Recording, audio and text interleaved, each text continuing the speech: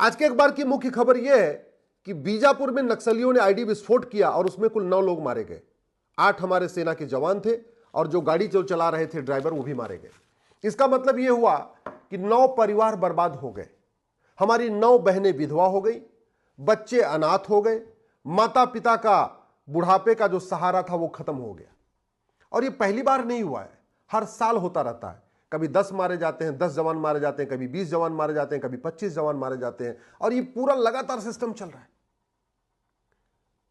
मैं बार बार कह रहा हूं, 1 साल के अंदर नक्सलवाद खत्म हो जाएगा, मात्र 1 साल में नक्सलवाद खत्म हो जाएगा। आप केवल इनकी फंडिंग रोक दीजिए, नक्सलवाद खत्म हो जाएगा। नक्सलियों को हवाला के जरिए फंडिंग आ रही है, नक्सलियों को एफसीआरए के जरिए फंडिंग आ रही है, नक्सलियों को विदेशों से पैसा आ रहा है और वो भारत के एनजीओज के थ्रू उनको पैसा पहुंच रहा है। फंडिंग बंद हो जाए, नक्सलवाद बंद हो जाएगा। और जितनी बड़ी नोट होती है उतना ज्यादा हवाला होता है, जितना ज्यादा हवाला होता है उतना ज्यादा अलगाववाद होता है। जितनी बड़ी नोट होती है उतना ज्यादा काला धन होता है, जितना ज्यादा काला धन होता है उतना ज्यादा काला कारोबार होता है।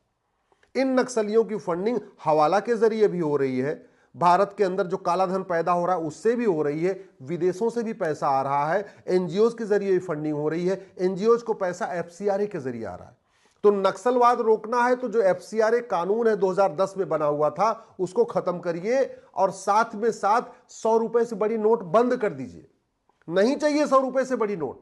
सबके पास एटीएम, पेटीएम, भीम, UPI, debit card, credit card हो चुका है, क्यों चाहिए बड़ी नोट। सर्वे यह बताता है कि 80% लोग पर डे 100 रुपए से कम खर्च करते हैं। 80% भारतीय पर डे 100 रुपए से कम खर्च करते हैं, उनको 100 रुपए से बड़ी नोट चाहिए नहीं।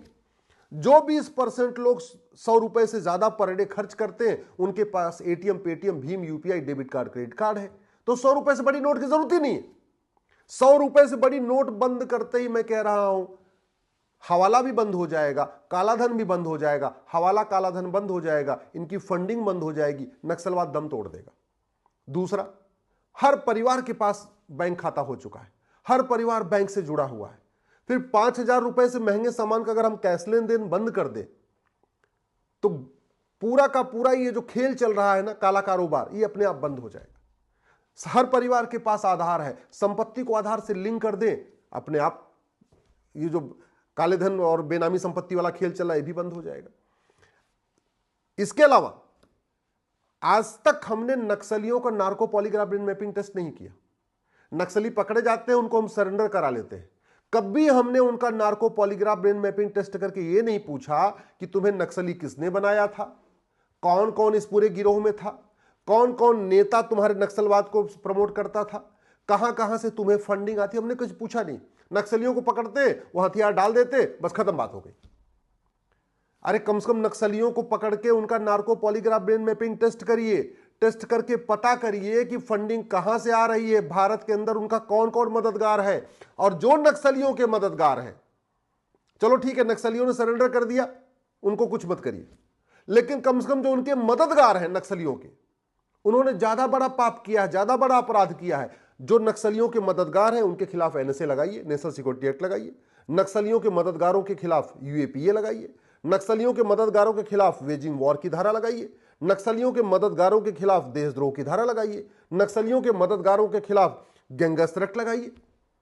ये जितने भी नेता, अभिनेता, लेखक, बुद्धिजीवी नक्सलियों की मदद करते हैं, जो डायरेक्टली इनडायरेक्टली मदद करते हैं, चलो उनको छोड़ दिया, लेकिन जो डायरेक्टली मदद करते हैं उनके खिलाफ तो एनएसए, यूएपीए, वेजिंग वॉर, देशद्रोह, गैंगस्टर एक्ट लगाइए।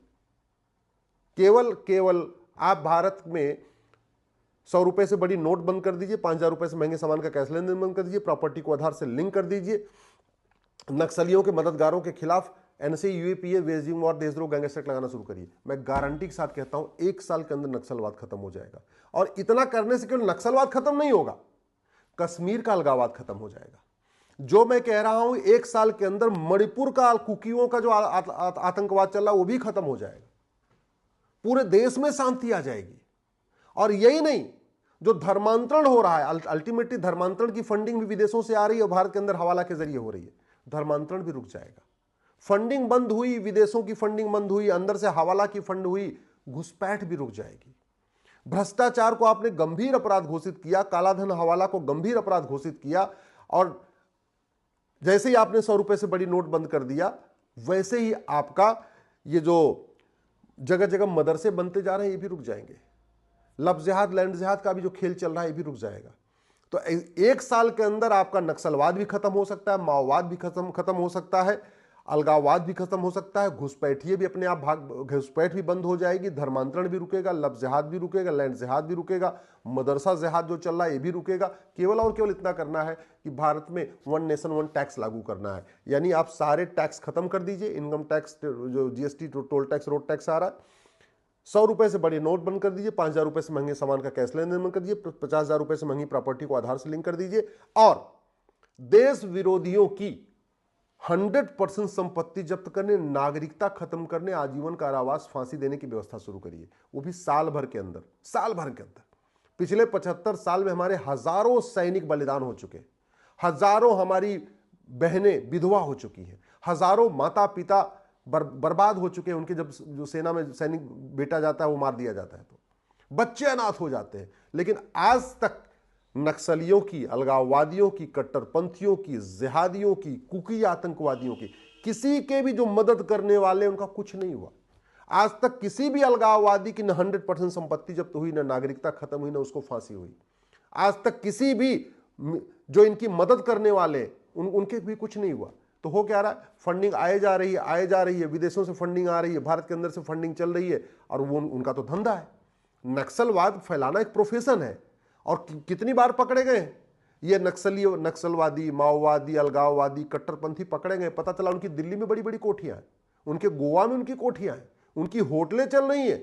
आप जरा सोचिए कि नक्सलवाद फैलाने के लिए कितनी फंडिंग आ रही है, कि इसी फंडिंग में जो इनके कमांडर होते हैं वो बड़े बड़े फ्लैट खरीद लेते हैं, बड़े बड़े बंगलो खरीद लेते हैं, फार्म हाउस खरीद लेते हैं, मुंबई में जा जाके बड़े बड़े फ्लैट खरीद लेते हैं।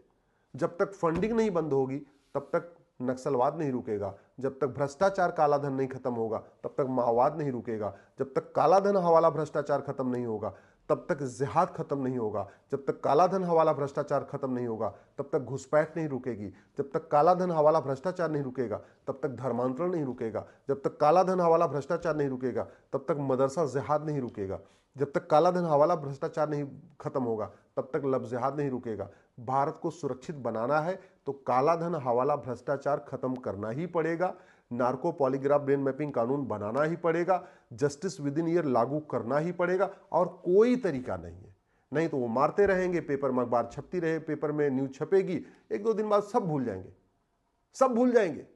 अगले दिन अखबार छपेगा, कोई नई खबर आ जाएगी, लोग उसको पढ़ेंगे, फिर उस पर चिंता करेंगे, कल वाली खबर भूल, आज जो हुआ है, आज जो खबर छपी है, ये आज तक लोग पढ़ेंगे, आज तक थोड़ा सोचेंगे, कल इसको दोबारा कोई नहीं पढ़ने वाला, क्यों? कल को कुछ और होने वाला है, ऐसे परसों फिर कुछ और हो जाएगा, नरसों फिर कुछ और हो जाएगा। कोई भी समस्या लाइलाज नहीं है, कोई भी समस्या हमारी वर्ल्ड वाइड नहीं है।